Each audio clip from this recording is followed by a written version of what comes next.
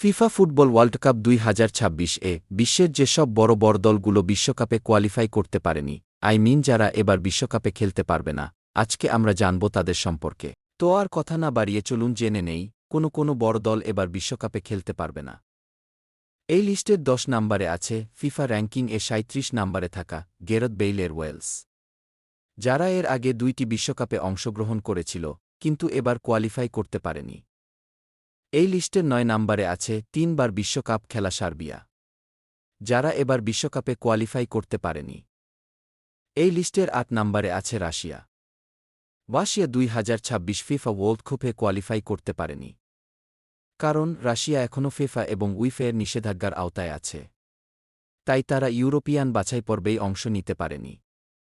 2024 সালের শেষ দিকে ইউরোপিয়ান কোয়ালিফায়ারে ড্র হলেও রাশিয়াকে সেখানে অন্তর্ভুক্ত করা হয়নি। অর্থাৎ রাশিয়া মাঠের খেলায় বাদ পড়েনি, বরং নিষেধাজ্ঞার কারণে বিশ্বকাপ বাছাই পর্বেই খেলতে পারেনি।